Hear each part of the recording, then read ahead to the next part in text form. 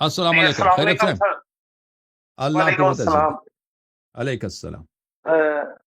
سر میں آپ کو بہت زیادہ سنا میں نے، اور میں نے آپ کو بہت آپ سے میں نے فائدہ حاصل کی ہے، اور میں یہ سوال کرنا چاہ رہا تھا، جب ہم زیارات پہ جاتے ہیں ایران عراق، اور ہم حضرت امام حسین علیہ السلام کی زیارت کے لیے جاتے ہیں، تو ادھر زیارت نامہ لکھا ہوتا ہے، کیا ہم وہ زیارت نامہ پڑھ کے ان کی زیارت کر سکتے ہیں، یا ہمیں اجازت ہے کہ زیارت نامہ نہ بھی پڑھ کے اندر جا سکتے ہیں زیارت کرنے کی؟ نہیں، کوئی ضروری نہیں ہے زیارت نامہ، وہ بہتر وہ ہے نا۔ دیکھیں، ہر فرد کے تخاطب کے لائق الفاظ ہونے چاہیے، ٹھیک ہے نا۔ جی جی ہر فرد کے، اب آپ صدر پاکستان کے پاس جائیں گے، وزیر اعظم پاکستان کے پاس جائیں گے، تو اس کے لیے وہ الفاظ استعمال کریں گے جو آپ اپنے محلے کے آدمی کے لیے استعمال نہیں کریں گے نا، اس کے خاص ادب ہوتا ہے۔ تو ائمہ طاہرین علیہ الصلوۃ والسلام تو پوری کائنات میں اللہ کے تمام جتنے اللہ نے خلق کیا ان سب سے اعلیٰ و افضل ہے، ہر لفظ ان کے لائق نہیں ہوتے، ٹھیک ہے نا، ہر لفظ ان کے لائق نہیں ہوتا۔ اہل بیت طاہرین علیہ السلام نے ہمیں سکھایا ہے کہ کون کس الفاظ کے ساتھ، کن القاب کے ساتھ، کس طرح تم ائمہ طاہرین علیہ السلام کو خطاب کرو کہ تم کوئی بے ادبی نہ ہو، گستاخی نہ ہو، اور آپ کی زیارت بھی قبول ہو۔ تو یہ بہتر یہ ہے کہ وہی الفاظ انسان استعمال کرے جو انہوں نے خود سکھایا، جو خود خاندان عطرت علیہم السلام نے اپنی شیعوں پہ ترحم کیا ہے، جیسے انہوں نے ہمیں اللہ کی عبادت سکھایا۔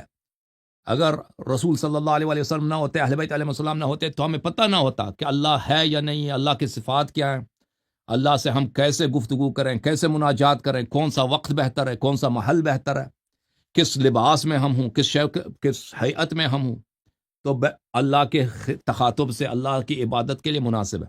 تو جس طرح انہوں نے اللہ سے گفتگو کا طریقہ ہمیں سکھا دیا، اسی طرح اہل بیت ابرار علیہم الصلوۃ والسلام سے بہترین گفتگو کرنے کا طریقہ وہی ہے جو انہوں نے خود سکھایا۔ لیکن یہ واجب نہیں ہے، اگر کوئی شخص یہ پڑھ نہیں سکتا، یا مثلاً اس کے پاس وقت نہیں ہے، یا حوصلہ ہے، یا کوئی بھی وجہ ہے، تو وہ اپنے الفاظ میں اپنے مولا کو، اپنے آقا کو، اپنے سید کو گڑ گڑا کر، رو کر، خلوص دل کے ساتھ پکارے، سلام دے، ادب کا اظہار کرے، قربان صدقے جائے، ٹھیک ہے نا۔ تو یہ بھی بہترین ہے، یہ بھی مناسب ہے، دونوں صحیح۔ اوکے میرے بھائی، ٹھیک ہے سر۔ ٹھیک ہے سر، ایک اور چھوٹا سا سوال تھا کہ یہ جب رمضان شریف آنے والے ہیں، اور رمضان میں ہم لوگ ہمارا روزہ کھلتا ہے لیٹ، تھوڑا 10 منٹ بعد، اور ہمارے جو بھائی ہیں سنت کو ان کا روزہ کھلتا ہے 10 منٹ پہلے، اور ہاں، کئی بار ایسے ہمارے دوست لوگ ہم اکٹھے بیٹھ کے روزہ افطار کرتے ہیں، تو ہمیں سوال کیا جاتا ہے آپ کیوں کرتے ہیں لیٹ؟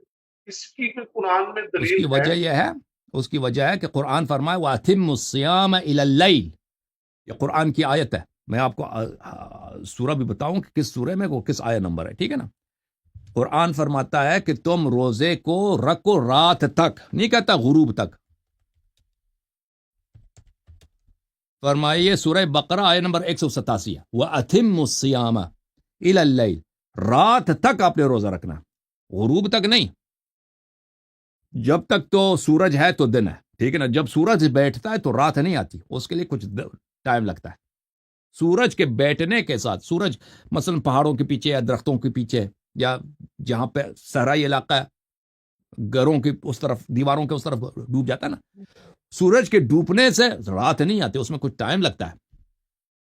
ہاں، وہ ٹائم کیا ہے، آپ نے انتظار کرنا ہے رات کے آنے تک، ٹھیک ہے نا۔ تو اس لیے وَأَتِمُّ، قرآن فرماتے وَأَتِمُّ الصِّيَامَ إِلَى اللَّيْلِ، قرآن نے تو ہی نہیں فرمایا کہ سورج ڈوب جائے تم افطار کر لینا۔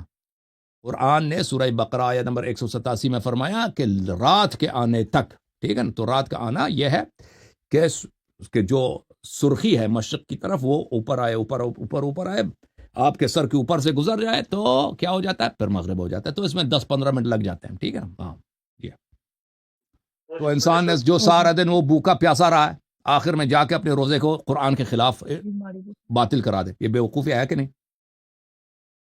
10 منٹ کا بس فرق ہے بس۔ بیماری کی حل میں صحیح ہے بھائی، جوم جاؤ، پرواز کرو، کیوں فخر سے سر اٹھا، کیونکہ اللہ تعالیٰ نے تمہیں انتخاب کیا، صراط حق پر صرف تم ہو، صراط ایمان پر صرف کیا، کیونکہ اللہ تعالیٰ نے تمہیں انتخاب کیا، صراط حق پر صرف تم ہو، صراط ایمان پر صرف